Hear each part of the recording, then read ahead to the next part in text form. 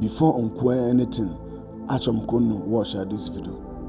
So many people talk evangelist Ebube turn n'ime nga. Video drop oge aka na abụghọli ofu aka akpọli eje court maka gịnị maka na o ekwu eziokwu n'ihe na-eme na ana Igbo be anyị.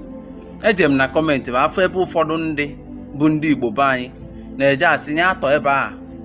In fact, nya je kpọba ndị ụka, nya je kpọba ndị ya mbasị biko nu ndị Igbo be anyị. Oge erugo oge bụ ọ bụrụ na afụ fact ka iwepụ religion sometimes n'ihe. Ihe evangelist Ebube jibe na-eje nga na-eje court case ọ na-eje na because na o kwuru eziokwu.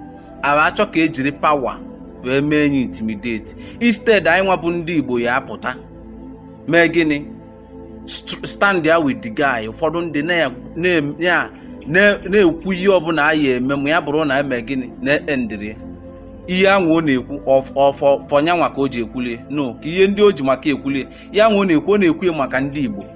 Ndị a niile a na-egbu n'ala Igbo ọ bụla his family member but ọ na-ewutie because na ọ bụ onye Igbo. The same person na evangelist Ebube na-ekwutela ọnụ bụkwa onye na-abata na-asị ọya anwụ nya mee gịnị nya nwụọ ọ dị ọkwanị mma ọ dịrị ọnụ mma.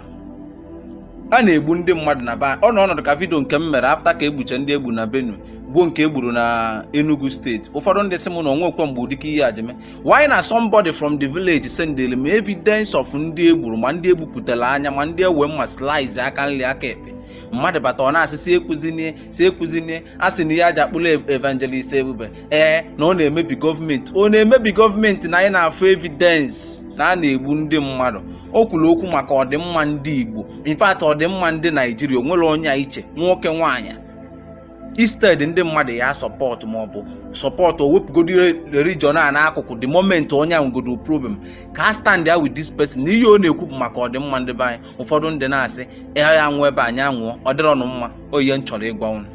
Mụ nwa na-eme vidio a support the guy ọ bụrụ na ihe niile ọ na-ekwu na stand with nyanwa maka ọ bịakwala mụ na mmadụ kwu idekwele n'okwu ọbata nke according to the book of James ịma na ịghasago okwu na mụ na gị na-ekwu. Ma ọ bụrụ na ịchọ ka mụ na gị kpa nkata kpa ya complete ka anyị kwuo okwu gbasara ihe na-eme n'ime anyị. This guy na-ekwu maka ndị be anyị.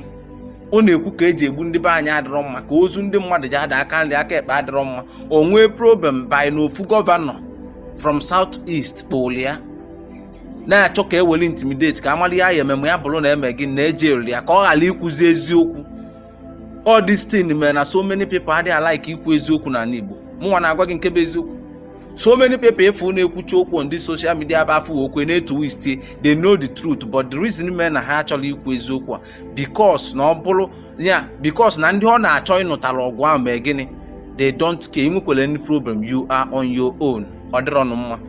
Evangelist Ebube ọ bụla onye obodo a na-egbusisi ndị mmadụ n'ime but ọ na-abata na-ekwu okwu gbasara all those things. O nwezie problem onye ọbụla mee gịnị gbakọta ụfọdụ ndị maka ọbụla onye ọbụla because somebody like me onwere onye megidere somebody like this mma na-abatagodu n'ọfụ okwu ọ na-ekwubi otu anwụ ọjị dị without ine mmadụ anya n'iru ka nnụ na ụdịka ndị a nwere issue ngala ikwu okwu gbasara I must talk religion apart but I need to say the truth. Ịghọtago?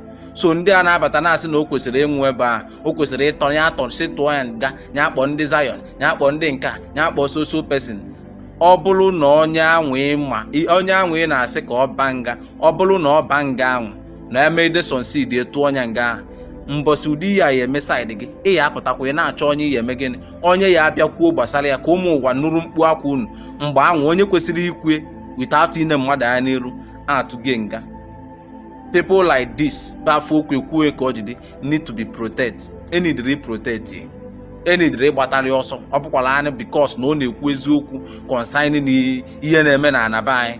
Ekwesịrị ka agbatara ọsọ maka o kwesịrị ka abata ka atọ ụfọdụ ndị ejem na comment dị tii na-ewuteke m. Mụ nwa mere video concerning nya nwa n'oyi a na ọ bụrụ na mụ na anya abụka 5 and 6 afụbedị m before but because ihe onye a na-eme n'iru akwụkwọ ọ na-ekwu eziokwu ọ na-akọndem ihe ọjọọ niile na-eme na be anyị. So I need to stand by his side. If this our brother kwuru bụ eziokwu ndị be anyị nwere ọna ha si behave, not all of them. I'm telling you the truth.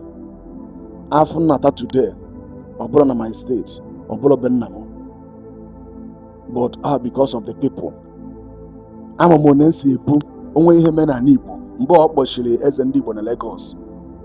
Ebigo m bara the man how many times ji emegharịa protest only me to release that man. Mgbe ọ na-akụtu usi afọ ndị Igbo na Lagos and different places re mbịa mburu n'isi ọdụ ka ọmụ ka dịtị mere. I'm not doing it for human being, I'm doing it for God. Not only even an Igbo, both outside an Igbo, mana Yoruba man and Hausa, anywhere ọbụla m fụrụ ihe ọjọọ na-eme, I will speak for that people. Nọzi na nsogbu a mgbe na mee video so ndị mmadụ biko you people should support me. We spend a lot of money. We spend and they even borrow money that particular day. And ego a niile eji nwa akwụnalị ya so mụ na m ndị Igbo na-enyere m aka. Many people na-akparị m na-asị m nkịta atụ na mkpọ Jesus ka onye m aka. Many people started insulting me na-akparị m ebe m na-ekwu okwu for your own good. O nwere ihe ga-esi doro now. Some people na-atụ ụjọ na ha gara ekwu because ha kwuo na ọ na nsogbu ndị ahụ ọ na-ekwuchitere ndị ahụ ọ na-ekwuru they will not even care. Ọ na-anwaba anya nwụọ ha chọrọ ịma ha move for life. Echi niile ọ na-asị nobody is talking, everybody is keeping silent, all the pastors are keeping silent, everybody are keeping silent. Alụ a na-eme but ndụ nke na-ekwu ekwu nwere nso problem. Onye ọ na-efeel I don't care. Onye ọ na-efeel I don't care. Ndụ nke na-eketa ka nchọpụta the reason many Igbos, many ndị content creators, ndị bloggers nọ n'ala Igbo ha dị like ị na-ekwu gbasara ihe a na-eme gị n'ala Igbo. Most of them ha dị like ikpe ha na-emechi ọnụ ha na-atụ ụjọ because ha kwuo na ọ na nsogbu their own people ga-reject. They will not even give him any support. My court case adwago nso. My court case now adwago nso. So or if you want to support me for this is my card number, this is my phone number, WhatsApp number. You can call me.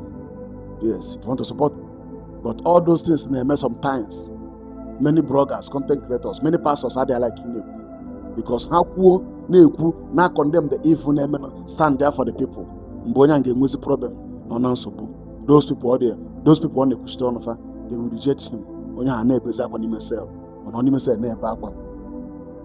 God will bless all of us.